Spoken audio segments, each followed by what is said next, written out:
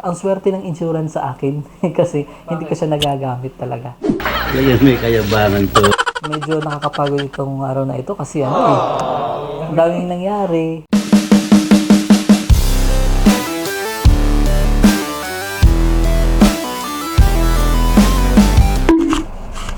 Yung araw ay Friday. Next week expired na yung insurance. One week na lang. Karaniwan dyan, hindi naman siguro mandatory, pero ini-inform tayo ng bank 1 month before expiration. Dapat meron ka na. Oo. Pero tayo, one week na lang. Wala pa. So, oh my God! At for advance lang yun. Pero yun nga, ngayon pa lang tayo kukuha ng insurance kasi nga, yung busy natin sa trabaho, hindi na natin, hindi na asikaso. Hindi totoo yan. Ngayon, Friday, may pasok pa ako mamaya. Sarado halos lahat ng insurance company ng Saturday, Sunday. So, kailangan natin laanan ng isang araw. Pero, kung gusto nyo naman ng online, mayroon naman. Online payment, wala ka ng non-appearance yung tinatawag. Pero kasi ako, pag car insurance, gusto ko talagang pumupunta mismo sa head office or kahit sa ang branch nila to make sure na alam ko kung saan ako tatakbo kapag nang kinailangan ko sila. Mali ang iniisip mo! Para sa akin, mas stress-free kapag ganun. Galing ka mismo dun sa Toyota, insurance ng Toyota, lilipat ka. Kailan mo bang inform yun? Tayo, yung Toyota kasi paglabas natin sa sasakyan, may free na insurance yun na good for 1 year. Sa Casa Mills mismo, nandun mismo sa office nila. Ngayon, hindi ko naman pinalock sa kanila kasi mas gusto ko yung may competition yung insurance company. Sa umpisa pala, pwede mo sabihin na ilalak o hindi. Oo, pag sinabi mong yes. Ay, di. Yung Automatic yun? automatic yun. Ang required kasi nun si bangko pinagkautangan mo. Na doon ka dapat required kumuha. Pero kung naka Toyota Finance ka, yung in-house na tinatawag nila, so I guess required talaga na doon sa mismong Toyota ko kukuha. Pero para sa akin, hindi siya magiging maglalak mismo doon kasi nasa sayo pa rin yung may will ka pa rin dahil nasa sayo ang pera mo kung saan ka magbabayad ng insurance. Tama kayo. Meron lang yan. So, ngayon, siyempre, gusto natin yung mas mura kasi hindi naman natin nagagamit. Pero wag naman sanang magamit. At saka, yung required ni bangko na insurance na mayroong act of nature, yung mga ganun-ganun na requirements, yun lang yung kailangan ni bangko. So kung may ganun yung yung insurance policy mo, wala kang problema. Bago mo naman bayaran yun, sasabihin mo rin sa insurance kung approved siya sa bangkong inutangan mo. Yun. So yung nakita natin yung insurance ay approved sa bangkong inutangan natin. So yun, tara, punta tayo ngayon sa syudad ng maraming sasakyan at traffic. Let's go!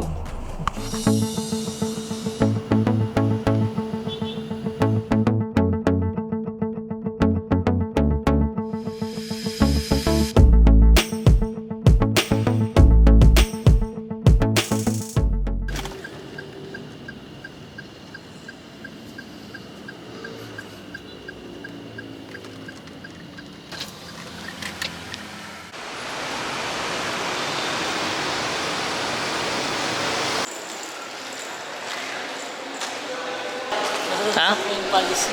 Ha? Balik. Babalikan mo? 2,000 years later.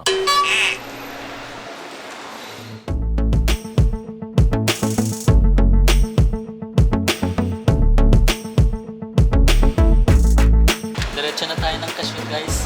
Kung hindi lang record to sa bangko, hindi na ako magbabayad nito dahil alam ko naman safe ako. Ngayon may kayabangan to.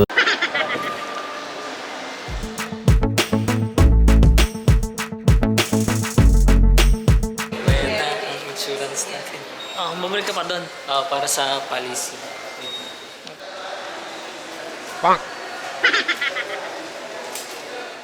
A few moments later. Anong gusto mo? Tubig. Siyempre may kulay.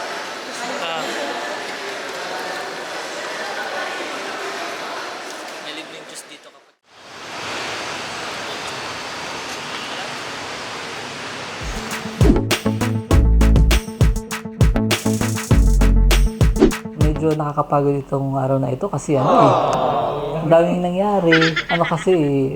Nagkaroon lang ng kaunting miscommunication. Si problema na rin. Sabihin natin problema. Kasi? Una muna, sasabihin ko muna sa inyo na nag-check ako sa online Moneymax. Kinaganda ni Moneymax, halos lahat ng insurance under sa kanya, bibigyan kanya ng quotation. And yung lagi kong kinukuha, yung pinakamura. Ang swerte ng insurance sa akin kasi hindi ko siya nagagamit talaga.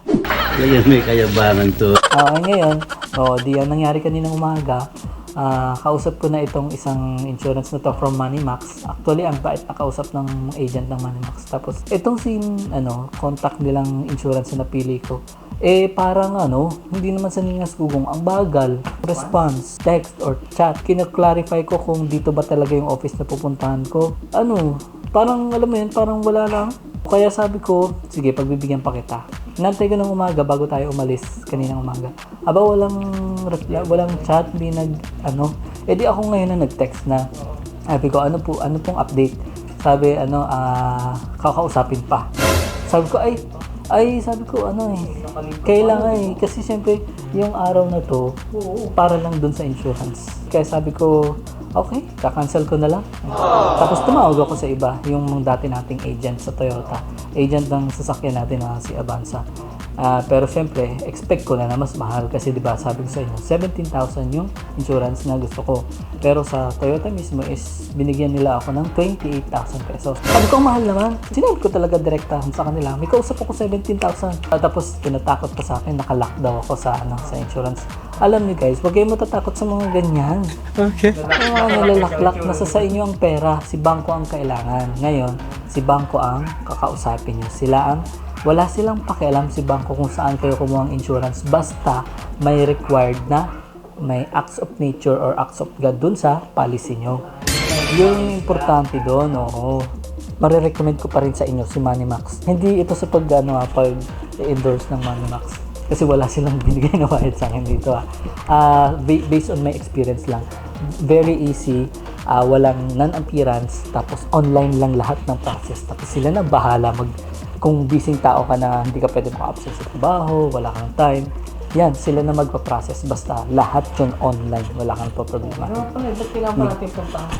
Kasi guys, ayoko kasi talaga na kahit na hindi ko siya nagagamit yung insurance na yun. Gusto ko na yung insurance company na kukunin natin sa sasakyan yung alam ko kung saan yung office para marehistro sa mukha ko yung mga promise nila sa akin. Na kung ganun pa rin ba yung mukha nila kapag nag-claim na ako ng ano yung insurance na binabayaran sa LTO pag-renew? Di. Iba yung guys. Yung pagre-renew. Para sa pangakaalaman pala ng mga new car owner dyan. Iba yung car insurance na binabayaran natin sa LTO pag nag-renew ng sasakyan. Iba rin yung comprehensive insurance. Ang tawag kasi sa insurance sa LTO, CTPL yun. Ang tawag doon, compulsory third party liability insurance. Ang cover lang nun masyadong mababa lang.